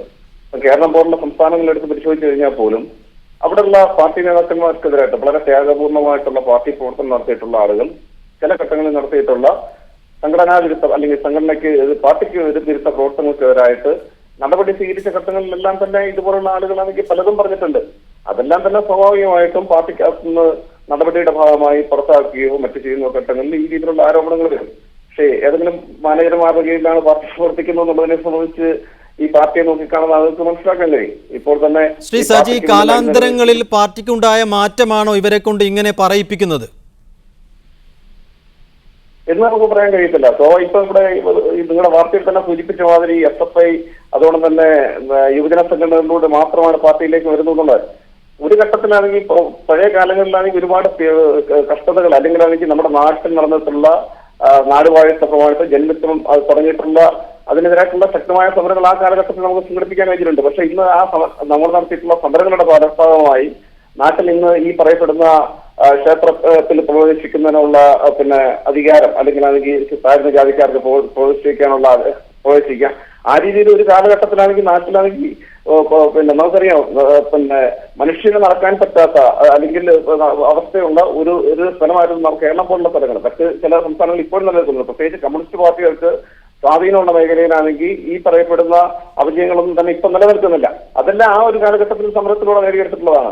ഇപ്പോൾ നിലവിലാണെങ്കിൽ ഓരോ കാലഘട്ടങ്ങൾ മാറുമ്പോഴും സ്വാഭാവികമായും ഈ പറയപ്പെടുന്ന അതായത് കാലഘട്ടത്തിലെ വിഷയങ്ങൾ ഉയർത്തിക്കൊണ്ടാണ് CPM-നെ പോലുള്ള പാർട്ടി ബഹുജനങ്ങളെ അണിനിർത്തുന്നത്. ആ ബഹുജനങ്ങളെ അണിനിർത്തുന്നതിന്റെ ഭാഗമായിട്ട് ആണ് ഈ SFI അല്ലെങ്കിൽ DYFI. അതുകൊണ്ടാണെങ്കിൽ മറ്റ് ഇതര വർഗബഹുജന സംഘടനകളിൽ ആളുകൾ പ്രവർത്തിക്കുന്നില്ല എന്ന അർത്ഥത്തിലേക്ക് നമ്മൾ കാണുന്നത്. ഞാൻ താങ്കളിലേക്ക് മടങ്ങിയെത്താം. ശ്രീ സുരേഷ്, വരാനിരിക്കുന്ന ലോക്സഭാ തെരഞ്ഞെടുപ്പിൽ കേരളത്തിൽ 20 സീറ്റുകളിൽ CPM-നെ സംബന്ധിച്ചിടത്തോളം അഭിമാന പോരാട്ടം നടക്കുന്നത് വടകര സീറ്റിലാണ്. കാര്യം എന്താണെന്ന് താങ്കൾക്കറിയാം. അവിടെ പാർട്ടി പ്രചാരണം മാനേജ് ചെയ്യണമെന്നാണ് കഴിഞ്ഞ ദിവസം പ്രകാശ് കാരാട്ട് VS അച്യുതാനന്ദനോട് ആവശ്യപ്പെട്ടിരിക്കുന്നത്. അങ്ങനെ വരുമ്പോൾ ഒരു സന്നിഗ്ധ ഘട്ടത്തിൽ, ഒരു പ്രതിസന്ധി ഉണ്ടാകുന്ന ഘട്ടത്തിൽ പാർട്ടിയെ മാനേജ് ചെയ്യാൻ VS തന്നെ വേണ്ടി വരുന്നുവെന്നല്ലേ ഇത് തെളിയിക്കുന്നത്? തീർച്ചയായും മാനേജ് ചെയ്യുക എന്നുള്ള വാചകം കമ്മ്യൂണിസ്റ്റ് പാർട്ടിയെ സംബന്ധിച്ച് കമ്മ്യൂണിസ്റ്റ് പാർട്ടിയുടെ നിഘണ്ടുവിലില്ലാത്തൊരു വാചകമാണ്. പക്ഷേ ബംഗാളിലെ ഏറ്റവും സമുന്നതനായ ഒരു നേതാവാണ് സഖാവ് അബ്ദുൾ റസാഖ് മുല്ല. നിരവധിയായിട്ടുള്ള പീഡനങ്ങൾക്കും തൃണമൂൽ കോൺഗ്രസിന്റെ ആക്രമണത്തിനും ഇരയായിട്ടുള്ള ഒരു സമുന്നതനായ ഒരു സീനിയർ സഖാവാണ് സഖാവ് മുല്ല. അദ്ദേഹം കഴിഞ്ഞ ഒരു കൊല്ലം മുമ്പ് വരെ തൃണമൂലിന്റെ ആക്രമണത്തിന് ഇരയായിട്ടുള്ള ഒരു മുതിർന്ന സഖാവാണ്. അദ്ദേഹത്തിന് നിരവധിയായിട്ടുള്ള ബംഗാളിലെ പാർട്ടിയെ സംബന്ധിച്ച് നിരവധിയായിട്ടുള്ള പ്രശ്നങ്ങൾ ബംഗാളിലെ പാർട്ടി അഭിമുഖീകരിക്കുന്നുണ്ടെന്ന് എല്ലാവർക്കും അറിയാം. തൃണമൂലിന്റെ അക്രമമായാലും ശരി, പാർട്ടിക്കകത്ത പ്രശ്നങ്ങളായാലും ശരി. അദ്ദേഹം ഭൂപരിഷ്കരണത്തിന്റെ നടപ്പിലാക്കുന്നതിന്റെ മന്ത്രിയായിരുന്നു, പാർട്ടിയുടെ സംസ്ഥാന കമ്മിറ്റി അംഗമായിരുന്നു. അദ്ദേഹം പറയുന്ന കാര്യങ്ങൾ മുഴുവനായിട്ട് അംഗീകരിക്കാൻ കഴിയില്ല എങ്കിലും ഒരു പ്രധാന പ്രശ്നം പാർട്ടി ജനകീയ പ്രശ്നങ്ങളിൽ ഇടപെടുന്നില്ല എന്നുള്ളൊരു പ്രശ്നം അതിരൂക്ഷമാണ്. അത് ബംഗാളിൽ മാത്രമല്ല, കേരളത്തിലായാലും. അടുത്ത കാലത്ത് കേരളത്തിൽ നടന്നിട്ടുള്ള പരിസ്ഥിതി സമരങ്ങളായാലും കേരളത്തിൽ നടത്തുന്ന ജനകീയ സമരങ്ങളായാലും ആ സമരങ്ങളിലൊന്നും തന്നെ ജനങ്ങളുടെ ഒപ്പം നിൽക്കാൻ പാർട്ടിക്ക് കഴിയാത്തതിനെ സംബന്ധിച്ചൊരു വിമർശനവും അതുപോലെ തന്നെ സ്വയംവിമർശനവും പാർട്ടി തന്നെ നടത്തിയിട്ടുണ്ട്. അപ്പൊ നമുക്കറിയാം, കഴിഞ്ഞ പാലക്കാട് വെച്ച് നടന്ന പ്ലീനത്തിൽ പോലും കമ്മ്യൂണിസ്റ്റ് പാർട്ടിയെ സംബന്ധിച്ച് ഏറ്റവും പ്രധാനപ്പെട്ട ഒരു ഉൾപാർട്ടി ചർച്ചയാണ് വിമർശനവും സ്വയം വിമർശനവും, അതുപോലെ തന്നെ തെറ്റുതിരുത്തലും. ഈ തെറ്റുതിരുത്താൻ തയ്യാറാവുന്ന ഒരു പാർട്ടിയെ സംബന്ധിച്ച് 2010 പാർട്ടി കോൺഗ്രസിൽ പ്രധാനമായും പറഞ്ഞത്, കോയമ്പത്തൂർ വെച്ച് നടന്ന പാർട്ടി കോൺഗ്രസിൽ പ്രധാനമായും പറഞ്ഞത്, പാർട്ടി കെട്ടിപ്പടുക്കാൻ ജനങ്ങളുടെ ഇടയിലേക്ക് പാർട്ടി പ്രവർത്തകർ ഇറങ്ങിച്ചെല്ലണമെന്നാണ്. ബീഹാറിലായാലും ഒറീസയിലായാലും ഗുജറാത്തിലായാലും മറ്റ് ഉത്തരേന്ത്യൻ സംസ്ഥാനങ്ങളിൽ, പാർട്ടിക്ക് വേരോട്ടമില്ലാത്ത സംസ്ഥാനങ്ങളിൽ തീരുമാനിക്കപ്പെട്ട പാർട്ടി കേഡർമാർ അവിടെ പോയി പാർട്ടി പ്രവർത്തനം അവിടെ ജീവിച്ചുകൊണ്ട് അവിടെ ജനങ്ങളുടെ പ്രശ്നങ്ങളിൽ ഇടപെട്ടുകൊണ്ട് പാർട്ടി പ്രവർത്തനം നടത്തണമെന്നത് കോയമ്പത്തൂർ പാർട്ടി കോൺഗ്രസിന്റെ തീരുമാനമാണ്. പക്ഷെ ആ തീരുമാനം നടപ്പിലാക്കാൻ കഴിഞ്ഞില്ല എന്ന് മാത്രമല്ല, 2012 ആയപ്പോൾ തന്നെ കോഴിക്കോട് വെച്ച് നടന്ന പാർട്ടി കോൺഗ്രസിൽ ആ തീരുമാനത്തിന്റെ ഒരു 10% പോലും നടപ്പിലാക്കാൻ പാർട്ടിക്ക് കഴിയാത്ത ഒരു സ്വയം വിമർശനം പാർട്ടി നടത്തുകയുണ്ടായി. അത് മുല്ല പറഞ്ഞതും കൂടി ചേർത്ത് വായിക്കുമ്പോൾ ബംഗാളിലെ സ്ഥിതി അതിരൂക്ഷമാണ്. അതിൽ ഒരുപക്ഷെ വിമർശനാത്മകമായി പറയാൻ കഴിയുന്നത് പാർട്ടി കേന്ദ്ര നേതൃത്വത്തിന്റെ ചില നടപടികളും നിലപാടുകളാണ്. പാർട്ടി ജനറൽ സെക്രട്ടറിക്ക് ആണ് അവിടെ ബംഗാളിൽ ചുമതലയുണ്ടായിരുന്നത്. അദ്ദേഹത്തിന് ഇപ്പോ കഴിഞ്ഞ കുറെ കാലമായിട്ട് പാർട്ടി സംസ്ഥാന കമ്മിറ്റി അവിടെ മീറ്റ് ചെയ്യാൻ പോകാൻ കഴിയാത്തൊരവസ്ഥയാണുള്ളത്. അത് ബുദ്ധദേവും അദ്ദേഹവുമായിട്ടുള്ള വ്യക്തിപരമായിട്ടുള്ള തർക്കങ്ങളും നയപരമായിട്ടുള്ള തർക്കങ്ങളും ഒക്കെ തന്നെ അവിടെ പ്രതിഫലിക്കുന്നുണ്ട്. ബുദ്ധദേവ് കഴിഞ്ഞ 2012 ജനുവരി മാസം നടന്ന കേന്ദ്ര കമ്മിറ്റിയിലാണ് ബുദ്ധദേവ് കേന്ദ്ര കമ്മിറ്റിയിൽ മാത്രമല്ല PB അദ്ദേഹം PB അംഗമാണ്. 2012 ജനുവരിയിൽ നടന്ന PBയിൽ മാത്രമാണ് അദ്ദേഹം പങ്കെടുത്തത്. അതിന് കാരണം 2012 ജനുവരിയിൽ PB നടന്നത് കൽക്കത്തയിലായതുകൊണ്ട് മാത്രമാണ്. അങ്ങനെ PB അംഗമായി നിരവധിയായിട്ടുള്ള കമ്മിറ്റികളിൽ പങ്കെടുക്കാൻ കഴിയാത്ത ബുദ്ധദേവിനെ ഒന്ന് ശാസിക്കാനോ ഒന്ന് താക്കീത് ചെയ്യാനോ ഈ പാർട്ടി കേന്ദ്ര നേതൃത്വത്തിന് കഴിയുന്നില്ല. എന്ന് മാത്രമല്ല, ആ പാർട്ടി കേന്ദ്ര നേതൃത്വം ഓരോ കേന്ദ്ര കമ്മിറ്റി കഴിയുമ്പോഴും VS താക്കീത് ചെയ്യാനും ശാസിക്കാനും നിൽക്കുന്നു. അതൊരു വൈരുദ്ധ്യമാണ്. അതുകൊണ്ട് ബംഗാളിലെ പാർട്ടിയെ നിലയ്ക്ക് നിർത്താനോ ആ പാർട്ടിയെ കേന്ദ്ര നേതൃത്വത്തിന്റെ പരിധിക്ക് കൊണ്ടുവരാനും കഴിയാത്ത കേന്ദ്ര നേതൃത്വത്തിന്റെ ഏറ്റവും വലിയ പിടിപ്പുകേടിന്റെ ഭാഗമായാണ് സഖാവ് മുല്ലയെ പോലുള്ള വളരെ സീനിയറായ വളരെ ഞാൻ ഒന്നിടപെടുന്നു. കരീം ലാല എന്ന പ്രേക്ഷകൻ ചർച്ചയിൽ പങ്കെടുക്കുന്നു. ശ്രീ കരീം, പറഞ്ഞോളൂ. യഥാർത്ഥത്തിൽ അബ്ദുൾ റസാഖ് മുല്ല പറയേണ്ട ആവശ്യമൊന്നുമില്ല. സമകാലീന പാർട്ടിയുടെ നയങ്ങൾ നമുക്ക് കേരളത്തിൽ ഉദാഹരണം നമുക്ക് കേരളം തന്നെ എടുക്കാം. നമുക്ക് നമ്മുടെ മുമ്പിലുണ്ട്. കാരണം ജനങ്ങളിൽ നിന്ന് അകന്നതാണ് ഒരു പ്രധാന വസ്തുത. രണ്ടാമത്തെ എന്താണെന്ന് വെച്ചാൽ ഈ അബ്ദുൾ റസാഖ് മുല്ല പറഞ്ഞ പോലെ ഈ അടിയന്തരാവസ്ഥയ്ക്ക് ശേഷം വന്ന നേതാക്കന്മാരാണ് DYFI അല്ലെങ്കിൽ SFI എന്നീ സംഘടനകളിലൂടെ വന്നിട്ടുള്ള നേതാക്കന്മാർ ഇപ്പോഴത്തെ പാർട്ടി തലപ്പത്തുള്ള കേരളത്തിൽ. ഇവർക്ക് കൃഷ്ണപിള്ളയുടെയും EMSന്റെയും AKGയും അല്ലെങ്കിൽ നിർമ്മൽ ചക്രവർത്തിയുടെയും ഒക്കെ ചരിത്രങ്ങൾ എന്താണെന്നും അതുപോലെ അവരുടെ ജീവിത ശൈലി എന്തായിരുന്നു അറിയാൻ പറ്റും. വളരെയധികം നന്ദി ചർച്ചയിൽ പങ്കെടുത്തതിന്. ശ്രീ ഹിഷാം അബ്ദുസലാം, അങ്ങനെ ഒരു വിഭാഗം മാനേജർമാരുടെ കയ്യിൽ അകപ്പെട്ടതാണോ CPM ഇപ്പോൾ നേരിടുന്നു എന്ന് പറയപ്പെടുന്ന അപജയത്തിന്റെ കാരണം? CPM നേരിടുന്ന അപജയങ്ങൾക്ക് ഇതല്ല യഥാർത്ഥ കാരണം. ധാരാളം പ്രശ്നങ്ങളുണ്ട്. അതായത് ബംഗാൾ തന്നെ നേരത്തെ ഈ ചർച്ചയിൽ പങ്കെടുത്ത പലരും സൂചിപ്പിച്ചതുപോലെ ഇപ്പോൾ തന്നെ പുറത്താക്കപ്പെട്ട അബ്ദുൾ റസാഖ് മുല്ലയ്ക്ക് ഒരു വലിയ പാരമ്പര്യമുണ്ട്. 1977 മുതൽ 2011 വരെ തുടർച്ചയായി നിയമസഭയിലേക്ക് തെരഞ്ഞെടുക്കപ്പെടുന്ന വ്യക്തി, കർഷക കുടുംബത്തിൽ ജനിച്ച, അതുപോലെ കർഷകർക്ക് വേണ്ടി സംസാരിച്ച, കഴിഞ്ഞ നിയമസഭാ തെരഞ്ഞെടുപ്പിൽ മന്ത്രിസഭയിലെ പലരും തോറ്റപ്പോൾ വൻ ഭൂരിപക്ഷത്തോടെ വിജയിച്ച അപൂർവം ചില മന്ത്രിമാരിൽ ഒരാൾ. ഇങ്ങനെയെല്ലാമുള്ള തികച്ചും ഒരു ജനപക്ഷ രാഷ്ട്രീയത്തോട് ഒത്തുനിൽക്കുന്ന ഒരാൾ പറയുന്നത് കൊണ്ട് അതാണോ കാരണമെന്ന് ചിലപ്പോൾ നമ്മൾ സംശയിച്ചു പോകും. എനിക്ക് തോന്നുന്നു ഒരുപാട് കാരണങ്ങളുണ്ട്. കാരണം 34 കൊല്ലം തുടർച്ചയായി ഒരു സ്റ്റേറ്റ് ഭരിക്കുക എന്നത് തന്നെ ലോക ചരിത്രത്തിൽ തന്നെ അത്ഭുതമാണ്. പക്ഷെ അവിടെ എന്തുകൊണ്ട് CPM അടിതെറ്റി? അതിന് ഒരുപാട് കാരണങ്ങളുണ്ട്. അതിൽ പറയുന്ന 1-2 കാരണങ്ങളാവാം. പക്ഷെ അത് ആത്യന്തികമായ കാരണങ്ങൾ എന്ന് ഞാൻ വിലയിരുത്തുന്നില്ല. ഒന്ന്, ഞാൻ ബംഗാളിൽ പോയിട്ടില്ല. മറ്റൊന്നുള്ളത്, നമ്മൾ കേരളത്തിന്റെ ഒരു തട്ടകത്ത് നിന്നുകൊണ്ട് ബംഗാളിനെ സമീപിക്കുമ്പോൾ ഈ അബ്ദുൾ റസാഖ് മുല്ലയുടെ യഥാർത്ഥ വിമർശനം ആശയപരമാണോ, അല്ലെങ്കിൽ നമ്മുടെ കേരളത്തിലേക്ക് കാണുന്നത് പോലെ ഇപ്പോൾ പിണറായി വിജയനും VSും അതുപോലെ ജയരാജന്മാരും തമ്മിലെ ഈ വ്യക്തിപരമായ സൗഹൃദമില്ലായ്മയാണോ കാരണം എന്നുകൂടി വിലയിരുത്തണമെന്നാണ് എനിക്ക് തോന്നുന്നത്. കാരണം അബ്ദുൾ റസാഖ് മുല്ല അടിസ്ഥാനപരമായി നമുക്ക് വേണമെങ്കിൽ VSന്റെ ഒരു പരിപ്രേക്ഷ്യത്തിലേക്ക് വേണമെങ്കിൽ ആ രീതിയിൽ ബന്ധപ്പെടുത്താൻ കഴിയുന്ന ഒരു നേതാവാണ്. പക്ഷെ ഇദ്ദേഹത്തിന്റെ വിമർശനങ്ങൾ ആശയപരമാണോ? ആശയപരം എന്നാൽ ഇദ്ദേഹം ഇതുവരെ CPMന്റെ നയങ്ങളെ ശക്തമായി വിമർശിച്ചിട്ടുണ്ടോ? സിംഗൂരിലും നന്ദിഗ്രാമത്തിലും CPM വ്യവസായികൾക്ക് ഭൂമി ഏറ്റെടുക്കുമ്പോൾ ഇദ്ദേഹം അതിശക്തമായി അതിനെതിരെ നിലപാട് സ്വീകരിച്ചിരുന്നു. അഥവാ ഈ മാധ്യമങ്ങളെ താല്പര്യം ഉണ്ടാക്കാൻ വേണ്ടി മാത്രം അല്ലെങ്കിൽ കയ്യടി നേടാൻ വേണ്ടി മാത്രം സിന്ധുവിലെയും നന്ദിഗ്രാമിലെയും വിഷയങ്ങളിൽ ഇദ്ദേഹം ഇടപെട്ടിരുന്നോ എന്നുകൂടി പരിശോധിക്കേണ്ട വിഷയമാണ്. ശ്രീ ജയസ് സജി, ഇപ്പോൾ ഹിഷാം അബ്ദുസലാമും നേരത്തെ സുരേഷും ഒക്കെ സൂചിപ്പിച്ചതുപോലെ ബംഗാളിൽ രാഷ്ട്രീയ ശത്രുക്കളുടെ പീഡനമേറ്റ് ഒരുപാട് ത്യാഗങ്ങൾ സഹിച്ചാണ് പാർട്ടിയെ ബംഗാളിൽ മുല്ലയെ പോലെയുള്ള നേതാക്കൾ വളർത്തിയത്. അത്തരത്തിൽ ത്യാഗങ്ങൾ സഹിച്ച് പാർട്ടിയെ വളർത്തിയ പഴയകാല നേതാക്കളെ എങ്ങനെയാണ് CPM-ന്റെ പുതിയ നേതൃത്വത്തിന് ഇങ്ങനെ തെറ്റിക്കാൻ കഴിയുന്നത്? ഒരു തെറ്റായ ധാരണയാണ്. കാരണം സ്വാഭാവികമായും അനുഭവ സമ്പത്ത് അല്ലെങ്കിൽ പാർട്ടിക്ക് വേണ്ടി ഒട്ടനവധി കാര്യങ്ങൾ ചെയ്തിട്ടുള്ള ഒരുപാട് ആളുകളുണ്ട്. EMS തന്നെ ആണെങ്കിൽ അദ്ദേഹത്തിന്റെ സ്വത്തുക്കൾ മുഴുവനാണെങ്കിൽ പാർട്ടിക്ക് കൊടുത്തിട്ടാണ് ദേശാമായി ഉൾപ്പെടെ അതായത് പാർട്ടിക്ക് കൊടുക്കുന്ന ഒരു അവസ്ഥയിലേക്കാണ് EMS ഉൾപ്പെടെയുള്ള ആളുകൾ വന്നിട്ടുള്ളത്. ആ EMS പോലും പറഞ്ഞിട്ടുണ്ട്, ഞാൻ ഈ പാർട്ടി വളർത്തുന്നതിന് വേണ്ടി ഒരുപാട് ത്യാഗങ്ങൾ സഹിച്ചിട്ടുള്ളവരാണ്. പക്ഷെ എന്റെ ഭാഗത്ത് പോരായ്മകൾ സംഭവിച്ചു കഴിഞ്ഞാൽ, എന്റെ ഭാഗത്ത് വീഴ്ച സംഭവിച്ചു കഴിഞ്ഞാൽ ഈ പാർട്ടി നോക്കിയിരിക്കുമോ എന്ന് ചോദിച്ചിട്ടുള്ള EMS-നെ പോലുള്ള ആളുകൾ ഉണ്ടായിരുന്ന പാർട്ടിയാണ് CPM-നെ പോലുള്ള പാർട്ടി. അപ്പൊ പഴയ ഒരുപാട് ത്യാഗങ്ങൾ സഹിച്ചു എന്ന് പറയുമ്പോൾ സ്വാഭാവികമായും ആ കാലഘട്ടത്തിൽ ഒട്ടനവധി ആളുകൾ ത്യാഗം സഹിച്ചിട്ടുണ്ട്. ആ രീതിയിൽ കെട്ടിപ്പടുത്തിട്ടുള്ള ഒരു പാർട്ടിയാണ് CPM. അതുകൊണ്ട് നമുക്കറിയാം ഇപ്പൊ ഈ അബ്ദുൾ റസാഖ് മുല്ലയ്ക്കെതിരെ പുറത്താക്കുന്ന നടപടിയുമായി ബന്ധപ്പെട്ടുകൊണ്ട് കൂടുതൽ വാർത്തകളും കാര്യങ്ങളൊന്നും നമ്മൾ പുറത്തു വന്നിട്ടില്ല. സ്വാഭാവികമായ ഒരു പാർട്ടി നടപടി എന്നുള്ള നിലയിൽ പാർട്ടി അതിന്റെ അച്ചടക്കത്തെ ബാധിക്കുന്ന പ്രശ്നങ്ങൾ ഉണ്ടായി കഴിഞ്ഞാൽ ആ പാർട്ടിയുടെ കെട്ടുറപ്പ് എന്നുള്ള നിലയിലാണെങ്കിൽ സ്വാഭാവികമായ നടപടികളുണ്ടാവും. ആ നടപടിയുടെ ഭാഗമായിട്ടായിരിക്കും ഈ നടപടി ഉണ്ടായിട്ടുണ്ടെന്നുള്ളതാണ് നമുക്കറിയാവുന്നത്. കഴിഞ്ഞ ഒരു പാർട്ടി കേന്ദ്ര കമ്മിറ്റിയുടെ തന്നെ ഒരു കുറിപ്പ് വന്നേക്കുന്നത് പാർട്ടി പാർട്ടിക്ക് എതിരായിട്ടാണെങ്കിൽ പൊതുജന മധ്യത്തിൽ പാർട്ടിയെ അവകാശപ്പെടുത്തുന്ന രീതിയിലുള്ള സംസാരിക്കുന്നു, ആ രീതിയിൽ നേതാക്കന്മാരെ അവഹേളിക്കപ്പെടുന്നു എന്നുള്ള രീതിയിലുള്ള കാര്യങ്ങളെല്ലാം ചേർത്തുകൊണ്ടാണ് നടപടികൾ വന്നിട്ടുള്ളത്. അതിന്റെ കൂടുതൽ വാർത്തകൾ പുറത്തു വന്നിട്ടില്ല. അപ്പോൾ നിലവിലെ ഈ ചർച്ചകൾ തന്നെ രൂപപ്പെടുത്തുക എന്ന് പറയപ്പെടുന്നത് ഒരു കമ്മ്യൂണിസ്റ്റ് വിരുദ്ധം അല്ലെങ്കിൽ ഇടതുപക്ഷ വിരുദ്ധത നിലനിൽക്കുന്നു എന്നുള്ളത് കൊണ്ട് തന്നെയാണ് ഈ രീതിയിലുള്ള ചർച്ചകൾ തന്നെ ഓപ്പൺ ചെയ്യുന്നത്. നമ്മുടെ രാജ്യം വലിയൊരു പൊതുതെരഞ്ഞെടുപ്പിലേക്ക് വരാൻ പോകുന്ന സമയമാണ്. അപ്പോൾ പ്രത്യേകിച്ചാണെങ്കിൽ ഇടതുപക്ഷ പ്രസ്ഥാനങ്ങളുടെ പ്രശസ്തി വർദ്ധിപ്പിക്കുന്ന ഒരവസ്ഥയിലേക്കുള്ള കാര്യങ്ങളാണ് നമ്മൾ നീക്കേണ്ടത്. ഇന്ത്യ ഒരു വർഗീയ ഭീകരതയുടെ അല്ലെങ്കിൽ ഒരു ഹിന്ദുത്വ ഭീകരതയുടെ ഭാഗമായിട്ട് ഇന്ത്യയെ പിടിച്ചടക്കാൻ പോകുന്ന ഒരവസ്ഥയിലേക്കാണെങ്കിലുള്ള കാര്യങ്ങളാണെങ്കിൽ വാർത്താ മാധ്യമങ്ങളിലൂടെ വന്നുകൊണ്ടിരിക്കുകയാണ്.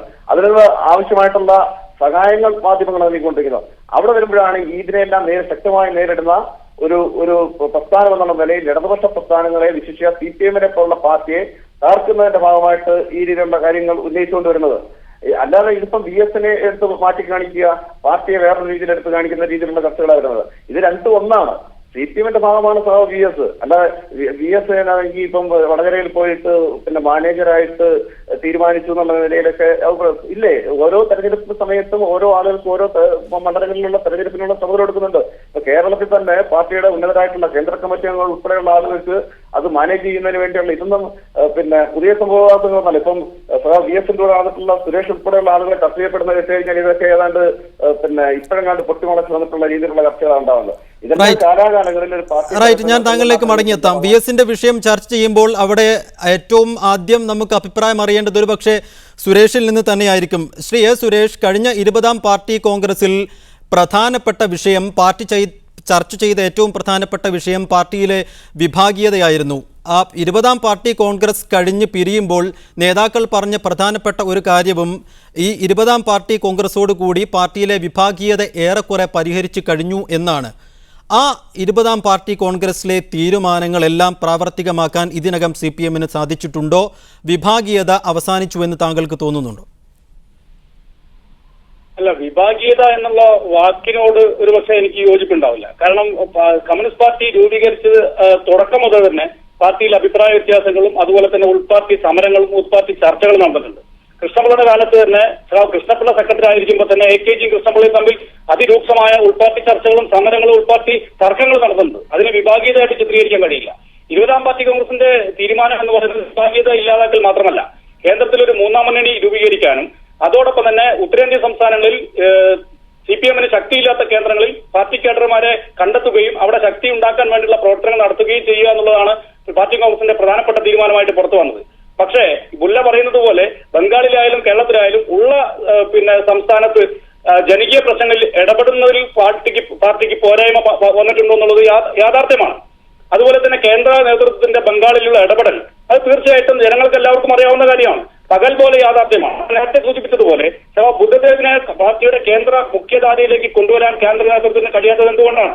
അതുപോലെ തന്നെ അങ്ങനെയെങ്കിൽ ബുദ്ധദേവ് പാർട്ടിയെ ധിക്കരിക്കുന്നുവെങ്കിൽ അദ്ദേഹത്തിനെതിരെ എന്തുകൊണ്ട് നടപടിയെടുക്കുന്നില്ല? അങ്ങനെ ബംഗാളിൽ ക്ഷയിച്ചുകൊണ്ടിരിക്കുന്ന പാർട്ടിയെ ശക്തിപ്പെടുത്താൻ വേണ്ട എന്ത് തീരുമാനമാണ് പാർട്ടിയുടെ കേന്ദ്ര നേതൃത്വം എടുത്തിരിക്കുന്നത്? കമ്മ്യൂണിസ്റ്റ് പാർട്ടിയെ പോലുള്ള CPM പോലുള്ള കമ്മ്യൂണിസ്റ്റ് പാർട്ടി കേരളത്തിലായാലും മറ്റ് സംസ്ഥാനങ്ങളിലായാലും ക്ഷയിക്കുന്നത് ഒരുപക്ഷെ ഒരിക്കലും ക്ഷയിക്കാൻ പാടില്ലാത്തതാണ്. കമ്മ്യൂണിസ്റ്റ് പാർട്ടികൾ ഒരിക്കലും ക്ഷയിക്കാൻ പാടില്ല. ആ ക്ഷയിക്കുന്ന സ്പേസിൽ വരുന്നത് വർഗീയ ശക്തികളാണ്. ഇപ്പൊ നിങ്ങൾക്കറിയാം, ബംഗാളിൽ ഫാസിസ്റ്റ് ഭരണമാണ് നടന്നുകൊണ്ടിരിക്കുന്നത്. അവിടെ കമ്മ്യൂണിസ്റ്റ് പാർട്ടിക്ക് തൃണമൂലിനെതിരായിട്ട് ഒരു ശക്തമായ സമരം രൂപീകരിക്കാൻ കഴിയുന്നില്ല. ആ ഗ്യാപ്പ് അല്ലെങ്കിൽ ആ സ്പേസ് അവിടെ ഉപയോഗിക്കാൻ ഒരു പക്ഷേ BJPക്ക് കഴിഞ്ഞെന്ന് വരാം. അടുത്ത കൊല്ലങ്ങളിൽ കാണാൻ പോകുന്ന കാഴ്ചയാണ്. അതുപോലെ പല സംസ്ഥാനങ്ങളിലും കമ്മ്യൂണിസ്റ്റ് പാർട്ടി ഒരിക്കലും ക്ഷയിക്കാൻ പാടില്ല. അങ്ങനെ ക്ഷയിക്കാൻ പാടില്ലാത്ത കമ്മ്യൂണിസ്റ്റ് പാർട്ടിയുടെ നേതൃത്വം എന്തുകൊണ്ട് ഇത്തരത്തിലുള്ള ഈ ആശയപരമായിട്ടുള്ള സമരങ്ങളെയും ഇത്തരത്തിലുള്ള പ്രാദേശികമായിട്ടുള്ള വിഷയങ്ങളെയും തർക്കങ്ങളെയും പരിഹരിച്ചുകൊണ്ട് മുന്നോട്ട് കൊണ്ടുപോകാൻ കഴിയുന്നില്ല? മുല്ലയെ പോലുള്ള ഏറ്റവും സമ്പന്നനായിട്ടുള്ള നേതാവിനെ കൂടി ഉൾക്കൊണ്ടുകൊണ്ട് അദ്ദേഹം പറയുന്ന കാര്യങ്ങൾ കൂടി മുഖവിലേക്കെടുത്തുകൊണ്ട് അദ്ദേഹത്തെ പോലുള്ള ആൾക്കാരെയും കൂടി ഈ മുഖ്യധാരയിൽ കൊണ്ടുവന്നുകൊണ്ടുള്ള ഒരു പ്രവർത്തനം എന്തുകൊണ്ട് കേന്ദ്ര നേതൃത്വം എടുക്കുന്നില്ല എന്നുള്ളത് വളരെ നിരാശയുണ്ടാക്കുന്ന ഒരു കാര്യമാണ്. ഞാനൊന്ന് ഇടപെടുന്നു. അബ്ദുസലാം എന്ന പ്രേക്ഷകൻ കോഴിക്കോട്ട് നിന്നും. ശ്രീ അബ്ദുസലാം പറഞ്ഞോളൂ. പറഞ്ഞോളൂ, കേൾക്കാം. ഇവിടെ മനുഷ്യനിർമ്മിതമായ ഒരു പാർട്ടി എന്നുള്ള നിലക്ക്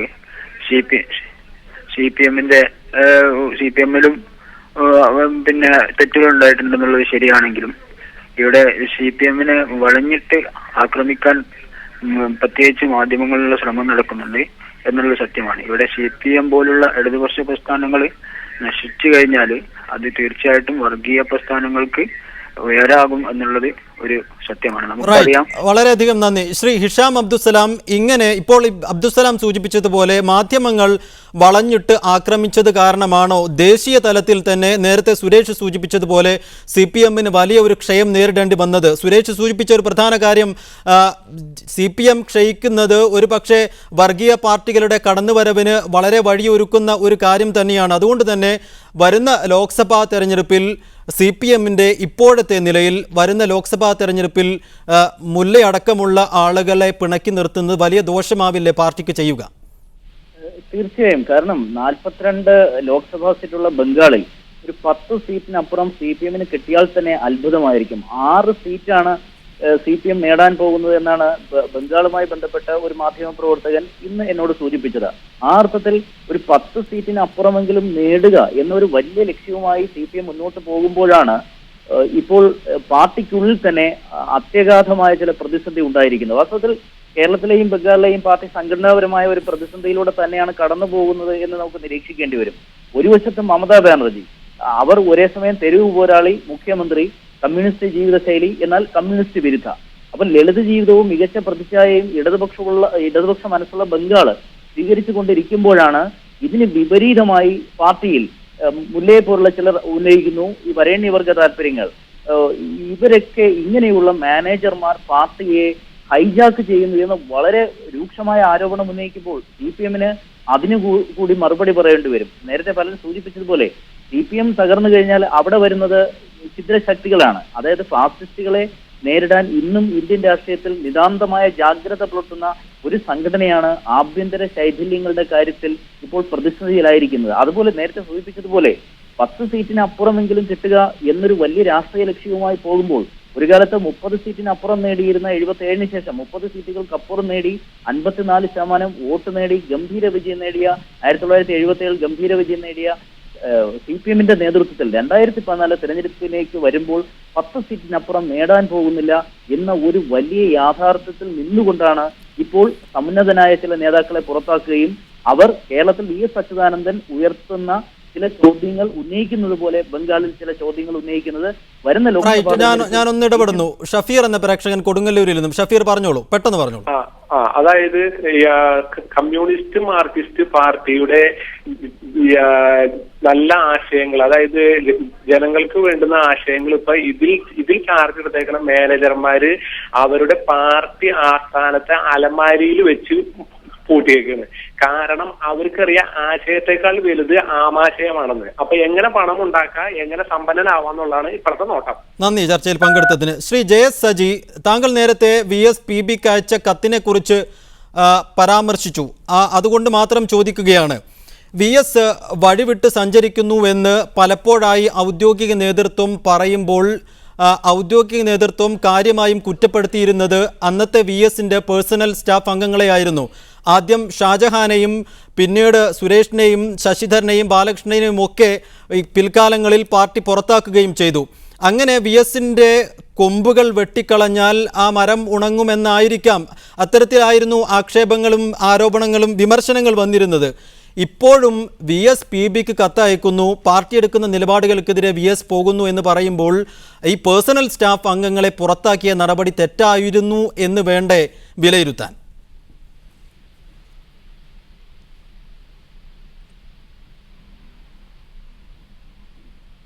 ശ്രീ സജി, താങ്കളോടാണ് ചോദ്യം. ഞാൻ കത്തയച്ചതിനെ പറ്റിയൊന്നും ഞാൻ ചർച്ചയിൽ പങ്കെടുത്തുകൊണ്ട് ഞാൻ പറഞ്ഞിട്ടില്ല. ആ വന്ന ചോദ്യത്തിന് ഉള്ള മറുപടി എന്നുള്ള നിലയിൽ കത്തയച്ചോ ഇല്ലെന്നുള്ളതിനെ സംബന്ധിച്ചിട്ടാണെങ്കിൽ അത് പാർട്ടി നേതൃത്വമാണ് അതിനെ സംബന്ധിച്ച് ചർച്ച ചെയ്യപ്പെടേണ്ടത്. പാർട്ടിക്കുള്ളിൽ നിന്നുകൊണ്ട് പാർട്ടിയുടെ ഉത്തരവാദിത്തപ്പെട്ട ചുമതലകൾ നിർവഹിക്കുന്നതിന്റെ ഭാഗമായിട്ട് പാർട്ടിയുടെ കൂടെ നിൽക്കുന്ന അല്ലെങ്കിൽ പാർട്ടി മെമ്പർമാരായിട്ട് ആളുകളെ കാലാകാലങ്ങളിലാണെങ്കിൽ ഓരോ ഉത്തരവാദിത്തപ്പെട്ട സ്ഥാനങ്ങളിൽ ഇരിക്കുന്ന ആളുകളുടെ അവരെ സഹായിക്കുന്നതിന് വേണ്ടിയുള്ള ചുമതലകൾ കൊടുക്കാറുണ്ട്. അതിന്റെ ഭാഗമായിട്ട് ആ ഉത്തരവാദിത്തങ്ങൾ കൃത്യമായിട്ട് പാർട്ടി കൊടുത്തിട്ടുള്ള ചുമതലകൾ പെട്ടിട്ടില്ല എങ്കിൽ സ്വാഭാവികമല്ലേ പാർട്ടി എന്നുള്ള നിലയിൽ അല്ലെങ്കിൽ നടപടികളുടെ ഭാഗമായിട്ട് നടപടിയെടുത്ത് കാണാം. അത് ചെറുകരിഞ്ഞു എന്നുള്ള നിലയിലേക്ക് നമ്മൾ കാണേണ്ട കാര്യമില്ല. പാർട്ടി ഏൽപ്പിക്കുന്ന ഉത്തരവാദിത്തങ്ങളാണ്. അത് ആ ഉത്തരവാദിത്തം കൃത്യമായിട്ട് നടത്തിയിട്ടില്ല എന്ന് പാർട്ടി നേതൃത്വത്തിന് അല്ലെങ്കിൽ പാർട്ടിക്ക് ബോധ്യപ്പെട്ടു കഴിഞ്ഞാൽ അവരെ അല്ലെങ്കിൽ പിൻവലിക്കുകയോ അല്ലെങ്കിൽ അവർ ചെയ്തിട്ടുള്ള തെറ്റുകൾക്ക് അനുസരിച്ചിട്ടുള്ള ശിക്ഷ കൊടുക്കുന്നുള്ളത് ഏത് പാർട്ടിയിലും നടക്കുന്ന ഒരു കാര്യമായിട്ട് ഞാൻ അതിനെ കാണുന്നുള്ളൂ. അതിനപ്പുറം ആ കാര്യങ്ങളെ ഞാൻ കാണുന്നില്ല. പക്ഷേ ഇതിനെല്ലാം നമ്മൾ അതിന്റെ വ്യക്തി കേന്ദ്രീകരിച്ച് കാണുന്ന VS പാർട്ടിയുടെ ഭാഗമാണ് എന്നുള്ള നിലയിലേക്ക് നമ്മൾ ചർച്ച കാണുന്നു. VS പാർട്ടിയാണ്. പാർട്ടി അപ്പൊ ആ രീതിയിലാണ് ചർച്ചകളെ കാണേണ്ടത്. അല്ലാതെ VS അതിന് അപ്പുറം നിന്നുകൊണ്ട് സംസാരിക്കുന്നു അല്ലെങ്കിൽ അതിന് പുറത്ത് നിന്നുകൊണ്ട് സംസാരിക്കുന്നു എന്നുള്ള നിലയിലേക്ക് നമ്മൾ പോകുമ്പോഴാണ് ഈ പറയപ്പെടുന്ന ചില പ്രശ്നങ്ങൾ ഉണ്ടാകുന്നത്. ശ്രീ സുരേഷ്, താങ്കൾ ഉൾപ്പെടെയുള്ള പേഴ്സണൽ സ്റ്റാഫ് അംഗങ്ങളില്ലാത്ത VS ഇപ്പോൾ അങ്ങനെയുള്ള ഒരു VS ആണുള്ളത്. പൂർണ്ണമായും നേരത്തെ ഔദ്യോഗിക വിഭാഗം ആരോപിച്ചിരുന്നത് പേഴ്സണൽ സ്റ്റാഫ് അംഗങ്ങളാണ് തെറ്റായ വഴിയിലേക്ക് VSനെ നയിക്കുന്നതെന്നായിരുന്നു. ഇപ്പോൾ ആ അംഗങ്ങളെയെല്ലാം ഒഴിവാക്കി, അത്തരം കൊമ്പുകളെയെല്ലാം വെട്ടിമാറ്റി ശുദ്ധമായ VS. പക്ഷേ VS ഇപ്പോഴും അതേ ശൈലിയിൽ തന്നെയാണ്. ഈ സ്റ്റാഫ് അംഗങ്ങളല്ലായിരുന്നു, VSന്റെ ശൈലി തന്നെയാണ് ഇവിടുത്തെ പ്രധാനപ്പെട്ട ഘടകം എന്ന് തന്നെയല്ലേ ഇപ്പോഴത്തെ സ്ഥിതികളിൽ നിന്നും വിലയിരുത്തേണ്ടത്? അല്ല, VS 7.5 പതിറ്റാണ്ടായിട്ട് പോരാട്ടം ഈ പാർട്ടിക്കകത്തായാലും പാർട്ടിക്ക് പുറത്തായാലും ജനകീയ വിഷയങ്ങളിലായാലും പോരാട്ടം നയിച്ചുകൊണ്ടിരിക്കുന്ന നേതൃത്വം കൊടുത്തുകൊണ്ടിരിക്കുന്ന ഒരു സഖാവാണ്. അദ്ദേഹത്തിന് ഇപ്പോ എന്നെ പോലെയോ അല്ലെങ്കിൽ ശശിധരനെ പോലെയോ ബാലകൃഷ്ണനെ പോലെയുള്ള കേവലമായിട്ടുള്ള വളരെ സാധാരണക്കാരായിട്ടുള്ള ആളുകളുടെ ഒരു സഹായത്തിലല്ല അദ്ദേഹം പ്രവർത്തിച്ചുകൊണ്ടിരുന്നത്. അതുപോലെ തന്നെ നിങ്ങൾ നേരത്തെ സൂചിപ്പിച്ച് വാർത്ത ചോർത്തൽ മാത്രമല്ല ഞങ്ങൾക്കെതിരായിട്ടുള്ള വന്നിട്ടുള്ള ആക്ഷേപം. ഞങ്ങൾ VSന്റെ ഇമേജിനെ ഉയർത്തിക്കാണിക്കാൻ ശ്രമിച്ചു, മറ്റു നേതാക്കളെ ഉയർത്തി കാണിച്ചു, വാർത്തകൾ സൃഷ്ടിച്ച് ഉൽപ്പാദിപ്പിച്ച് വിതരണം ചെയ്തു എന്നുള്ളതൊക്കെയാണ്. ഞങ്ങൾക്ക് പ്രാപ്യമല്ലാത്ത കാര്യങ്ങൾ ഞങ്ങൾ ചെയ്തു എന്ന് പറഞ്ഞ ചാർജാണ് ഞങ്ങൾക്കെതിരെ ഉണ്ടായിട്ടുള്ളത്. തീർത്തും തെറ്റായിട്ടുള്ള ഒരു ചാർജായിട്ടാണ് ഞങ്ങൾ കാണുന്നത്. അതുകൊണ്ട് തന്നെയാണ് അപ്പീലിൽ പോലും പോകാതെ ഞങ്ങൾ മൂന്നാളും പാർട്ടിയിൽ നിന്ന് പുറത്തുപോയി ഒരു സാധാരണ പാർട്ടി അനുഭാവിയായി തുടരാൻ തീരുമാനിച്ചത്. സമയപരിമിതി മൂലം ഒന്നിടപെടേണ്ടി വരുന്നു. സുരേഷ്, താങ്കൾ ഒരുപാട് കാലത്തോളം കേരളത്തിലെ ദൃശ്യമാധ്യമങ്ങളിലെ പരിചിതമായ മുഖമായിരുന്നു. ഇടക്കാലങ്ങൾക്ക് ശേഷം ആദ്യമായി കാണുകയാണ്. അതുകൊണ്ട് വിഷയത്തിൽ നിന്ന് മാറി നിന്നുള്ള ഒരൊറ്റ ചോദ്യം ചോദിച്ചോട്ടെ. വളരെ ബഹളമയമായ ഒരു രാഷ്ട്രീയ ലോകത്ത് നിന്നും ഒരു സഡൻ ഷിഫ്റ്റ് താങ്കൾക്ക് വേണ്ടി വന്നു. ഇപ്പോഴത്തെ പുതിയ ആകാശം, പുതിയ ഭൂമി സ്വസ്ഥതയാണോ അതോ നഷ്ടബോധമാണോ താങ്കൾക്ക് ഇപ്പോൾ തോന്നുന്നത്? തീർച്ചയായും വലിയ സുഖത്തിലൊന്നുമല്ല ഇവിടെ പ്രവാസിയായിട്ട് ജീവിക്കുന്നത്. രാഷ്ട്രീയം തീർത്തും നഷ്ടപ്പെടുക. VSന്റെ കൂടെ വന്നിട്ട് രാഷ്ട്രീയ പ്രവർത്തനം നടത്തിയ ആളല്ല ഞാൻ. സ്കൂൾ തലം മുതൽ കോളേജ് തലം മുതൽ SFIയുടെ ഭാരവാഹിയായി പാർട്ടിയിൽ ഉത്തരവാദിത്വം ഏറ്റെടുത്തുകൊണ്ടാണ് ഞാൻ VSന്റെ അടുത്തേക്ക് വരുന്നത്. അതും രാഷ്ട്രീയ പ്രവർത്തനമായിട്ടാണ് ഞാൻ കണ്ടത്. അതുകൊണ്ട് തന്നെ പാർട്ടിയിൽ നിന്ന് പുറത്താക്കിയപ്പോൾ വലിയ വിഷമവും വേദന എനിക്കുണ്ടായിട്ടുണ്ട്. VSന്റെ അടുത്ത് മാറി നിൽക്കുമ്പോഴും പാർട്ടിയിൽ നിന്ന് പുറത്താക്കപ്പെടുമ്പോഴും. അതുകൊണ്ട് തന്നെ മറ്റൊരു പാർട്ടിയിലും ചേരാതെ ഒരു CPM അനുഭാവിയായിട്ട് തുടരുകയാണ്. ഇവിടെ പ്രവാസികളുടെ ഇടയിൽ അത്യാവശ്യം കിട്ടുന്ന ചില പരിപാടിയിൽ പങ്കെടുക്കുന്നതെന്നല്ലാതെ വലിയ തോതിലുള്ള വിഷമവും അതുപോലെ തന്നെ വേദനയും രാഷ്ട്രീയ നഷ്ടബോധവും ഒക്കെ സഹിച്ചുകൊണ്ട് തന്നെയാണ് ഇവിടെ പ്രവാസ ജീവിതം നയിക്കുന്നത്. വളരെ നന്ദി ശ്രീ സുരേഷ്. ഒപ്പം ശ്രീ JS സജി, മാധ്യമപ്രവർത്തകൻ ഹിഷാം അബ്ദുസലാം, ഈ ചർച്ചയിൽ പങ്കെടുത്ത പ്രേക്ഷകർക്കും നന്ദി.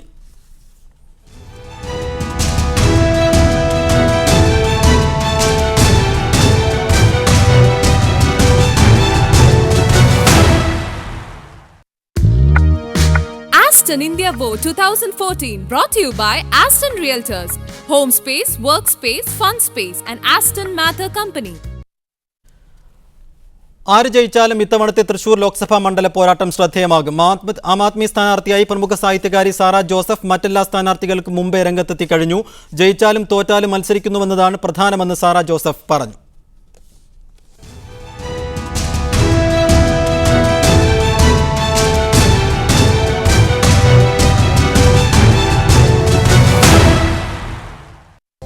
മിഡിൽ ഈസ്റ്റ് ഇവിടെ പൂർണ്ണമാവുന്നു. Good night and good bye.